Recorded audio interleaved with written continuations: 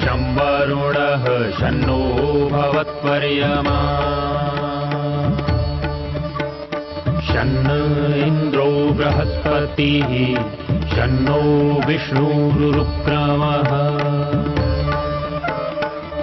ॐ शान्ति शान्ति शान्तिः।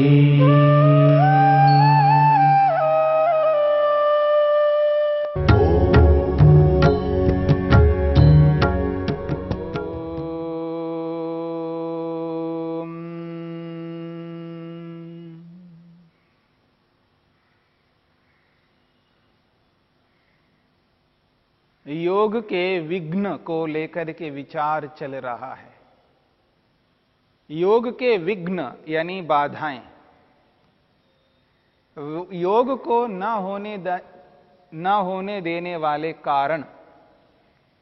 जब मनुष्य योगाभ्यास करता है, योग प्रारंभ करता है, यम नियम आसन प्राणायाम प्रत्याहार धारणा ध्यान इन अंगों को अपनाता है, इन अंगों को अपनाते हुए व्यक्ति के सामने जो बाधाएं उपस्थित होती हैं, जो समस्याएं सामने आती हैं, उन समस्याओं को, बाधाओं को, विघ्नों को यहां पर अंतराय शब्द से कहा है।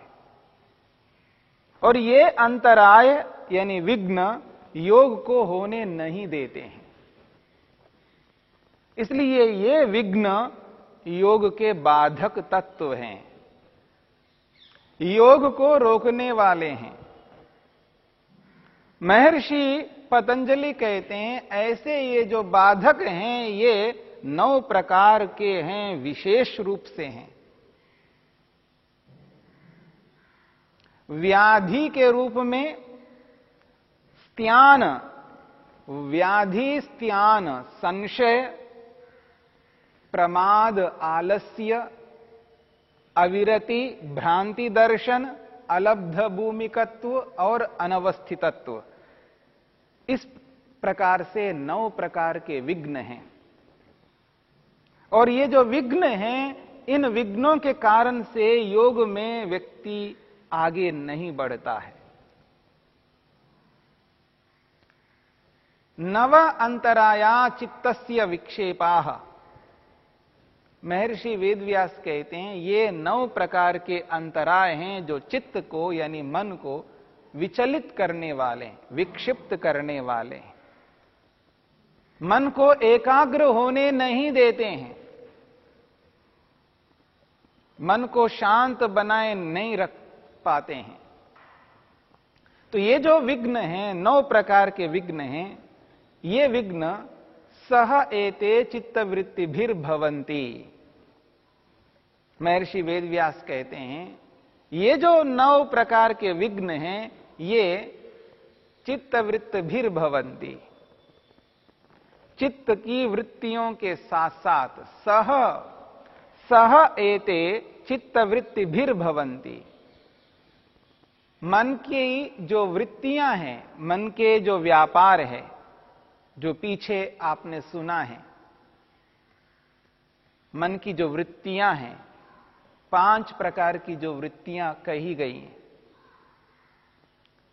उन वृत्तियों के साथ साथ रहने वाले ये 9 प्रकार के विघ्न हैं।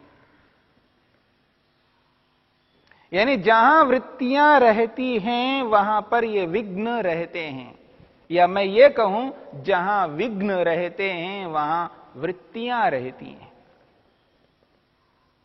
जब तक वृत्तियां रहेंगी तब तक ये विघ्न भी रहेंगे, क्योंकि वृत्तियों के साथ साथ ही ये रहने वाले हैं। वृत्तियां इनको पुष्ट करते हैं, ये वृत्तियां इनको आमंत्रित करते हैं, वृत्तियां इन विघ्नों को आमंत्रित करती हैं। इसलिए वृत्तियां नहीं होनी चाहिए। मन में जब वृत्तियां बनती हैं उस स्थिति में ये विघ्न भी उपस्थित हो जाते हैं। वृत्तियों को रोकते हैं तो विघ्न भी रुक जाएंगे। इसलिए महर्षि वेदव्यास कहते हैं, यदि इन वृत्तियों को हटा दिया जाता है तो विघ्न हट जाते हैं। वृत्तियों को हटाना आवश्यक है, वृत्तियों को हटाते ही विघ्न हट जाते हैं। प्रमाण, विपर्यय, विकल्प, निद्रा और स्मृति, ये 5 प्रकार की वृत्तियां हैं। इन वृत्तियों को हटाना है, इन वृत्तियों को होने नहीं देना है। तो वृत्तियां हट जाती हैं तो विघ्न भी हट जाते हैं, और वृत्तियों के साथ साथ ये विघ्न विद्यमान होते हैं। इसलिए महर्षि वेदव्यास कहते हैं, इन वृत्तियों के हटाने पर ही ये विघ्न हट जाते हैं। जब ध्यान करना है, प्रातःकाल सायंकाल ध्यान करने के लिए व्यक्ति जब बैठता है, आसनस्थ होता है, शरीर को वो स्थिर करता है, शरीर को, इंद्रियों को, मन को, बुद्धि को ईश्वर के अनुरूप बनाता है।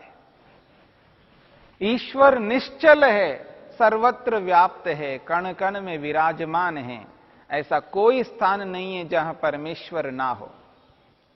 निश्चल सर्वत्र व्याप्त परमपिता परमात्मा को प्राप्त करने के लिए व्यक्ति को भी निश्चल होना है, स्थिर होना है, ध्रुव बनाना पड़ेगा अपने आप को। और जब आसनस्थ होकर के व्यक्ति ईश्वर के साथ जुड़ता है, अपने मन को ईश्वर के साथ एकाग्र करता है, उस स्थिति में यदि वृत्तियां उत्पन्न होने लग जाएं, वृत्तियां बनने लग जाएं, नाना प्रकार के विचार मन में आने लग जाए, तो मन एकाग्र नहीं होता, मन शांत नहीं रह सकता, मन प्रसन्न नहीं रह सकता। और ऐसी स्थिति बनी रहेगी तो व्यवहार काल में जब वो आता है, ध्यान से उठकर के जब व्यवहार करने लगता है, तो व्यवहार काल में भी उसकी वृत्तियां नाना प्रकार की अनियंत्रित होकर के उठती रहेंगी। रोकने पर भी वो वृत्तियां रुक नहीं पाएंगे। जब वृत्तियां बार बार बन रही होती है, मन के अंदर अनियंत्रित रूप में विचार आने लगते हैं, तो मन प्रसन्न नहीं रह सकता, खिन्न रहता है, अशांत रहता है, सात्विकता नहीं रह पाती है, एकाग्रता नहीं बन पाती है। और ऐसी स्थिति में जब बाधाएं आती हैं, उन बाधाओं को रोक नहीं पाएगा व्यक्ति, और उसी स्थिति में व्यक्ति आलस्य प्रमाद करने लगता है। और आलस्य प्रमाद के कारण से मनुष्य के जीवन में अहंकार उत्पन्न होता है, और उस अहंकार के कारण से व्यक्ति उन ऐसे कर्मों को करता है जिन कर्मों के कारण से व्यक्ति नाना प्रकार की समस्याओं से ग्रस्त हो जाता है, और वह व्यक्ति नियमित नहीं रह पाता है, नियमित दिनचर्या को अपना नहीं पाता है। जब नियमित दिनचर्या नहीं होती है तो व्यक्ति जागने के समय सोता रहता है, सोने के समय जागता रहता है, शरीर की स्थिति ठीक नहीं रह पाती है। आप देखेंगे आज व्यक्ति सोने के समय जाग रहा होता है और जागने के समय सो रहा होता है। प्रकृति के नियम के विरुद्ध चलने के कारण से उसका शरीर जैसा होना चाहिए वैसा नहीं हो पाता है, और उसका परिणाम ये निकल के आता है कि शरीर में नाना प्रकार के रोग उत्पन्न होते हैं, व्याधि उत्पन्न होती है, और ये व्याधि योग के लिए शत्रु है, बाधक है, विघ्न है। व्याधि को रखने वाला व्यक्ति योग नहीं कर सकता, यानी रोगग्रस्त व्यक्ति योग नहीं कर पाएगा। रोगी के लिए योग नहीं हुआ करता है, योग स्वस्थ व्यक्ति के लिए होता है। इसलिए रोग बाधक है, योग को होने नहीं देता है। रोगी व्यक्ति योग नहीं कर पाता है। ऐसे व्यक्ति को रोग को पहले दूर करना होगा। रोग को दूर करेगा तो स्वस्थ रहेगा, स्वस्थ व्यक्ति ही योग कर पाएगा। इसलिए योग को योग के रूप में करने के लिए व्याधि को जीवन से हटाना पड़ेगा, दूर रखना पड़ेगा। अब व्याधि को हटाने के लिए व्यक्ति को दिनचर्या को व्यवस्थित करनी होगी। सोने के वक्त जागना नहीं होगा और जागने के वक्त सोना नहीं होगा। सबसे पहले अपनी दिनचर्या को व्यवस्थित करना होगा। दिनचर्या को व्यवस्थित करके जागने के काल में जागता रहे और पवित्र कर्मों को करता जाए, और सोने के काल में सोता रहे, नींद ही लेता रहे। वह जाग करके ऐसे कर्म ना करे जिससे उसकी दिनचर्या व्यवस्थित हो जाएगी, और नियमित रूप से व्यक्ति भोजन करेगा और नियमित रूप से प्रातःकाल व्यायाम करेगा। शरीर को स्वस्थ रखने के लिए, शरीर को पुष्ट बनाए रखने के लिए, शरीर का ह्रास ना हो उसके लिए व्यक्ति को व्यायाम करना पड़ता है। शरीर के अलग अलग अंगों का व्यायाम कर करके व्यक्ति को शरीर को स्वस्थ रखना पड़ता है। इसलिए व्याधि से दूर रहना है तो व्यक्ति को अपनी दिनचर्या को बदलना है।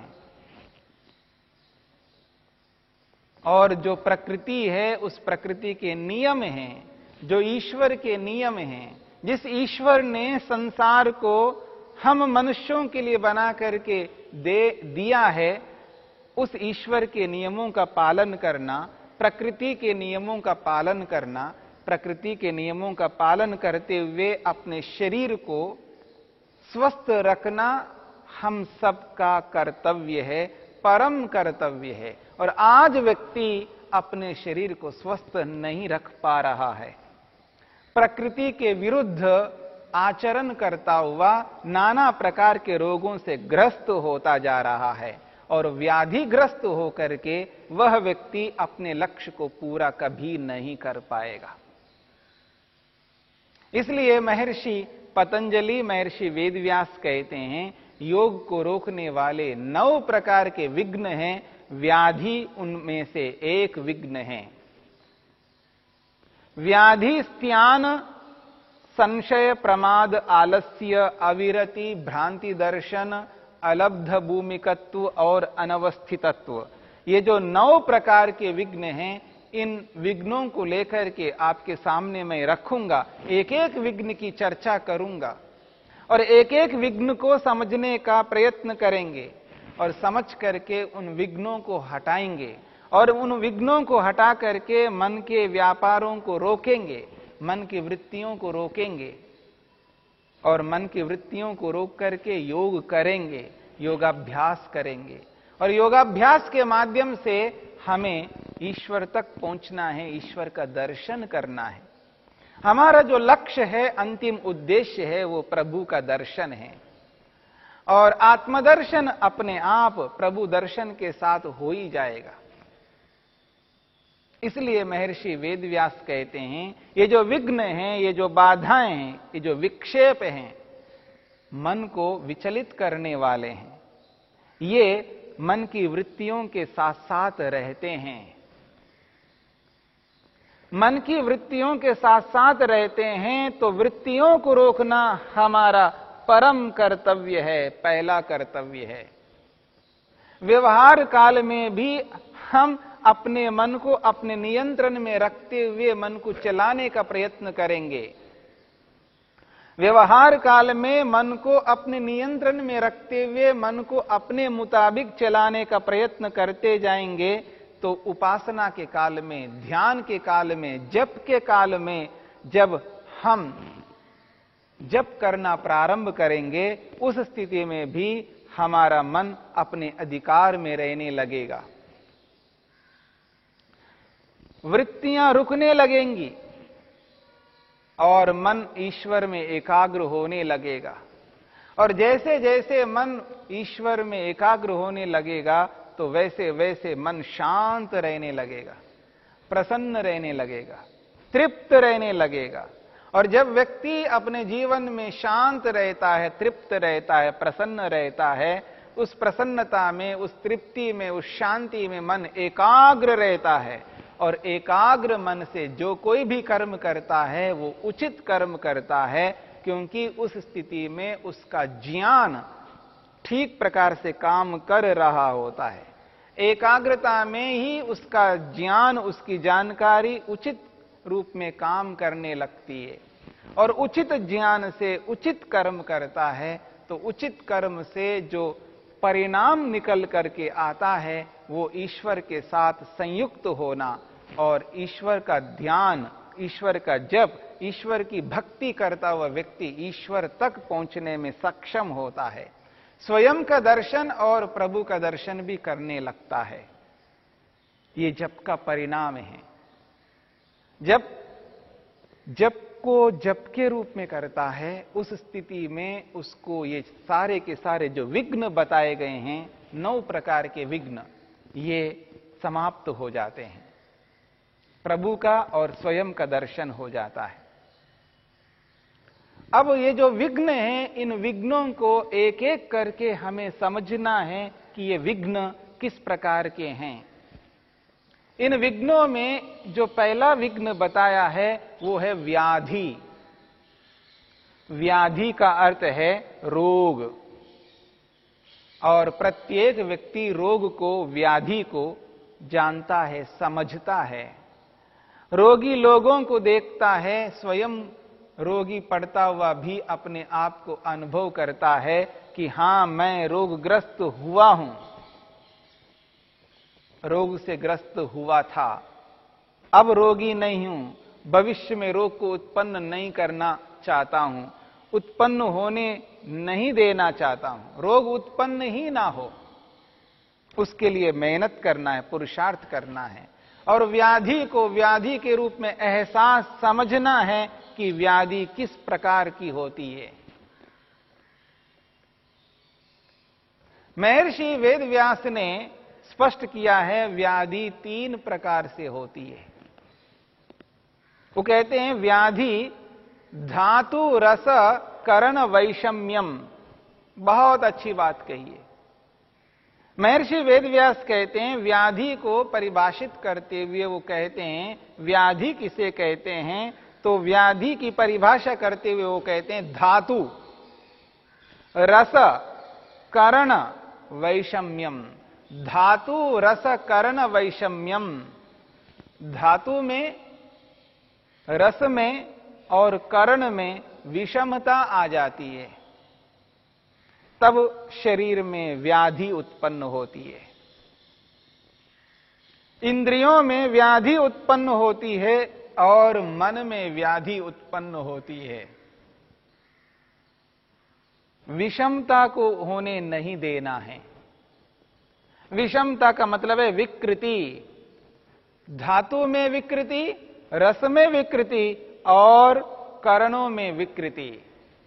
इस विकृति को समझना है, इस व्याधि को समझना है, और व्याधि को समझ करके जीवन में व्याधि को होने नहीं देना है। तब जाकर के हम अपनी वृत्तियों को अपने वश में करते हुए, उनको होने ना देते हुए मन को एकाग्र करेंगे और ईश्वर तक पहुंच जाएंगे।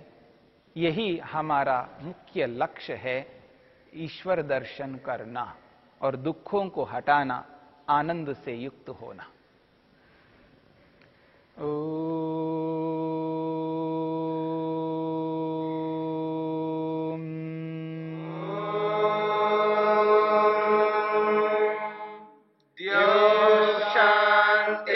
शांतिरंतरिक्षं शांतिर्पृथिवी शांतिरापः शांतिरोषधयः शांतिः वनस्पतयः शांतिर्विश्वे देवाः शांतिर्ब्रह्म शांति सर्वं शांति शांतिरेव शांति क्षमा शांतिरेधि।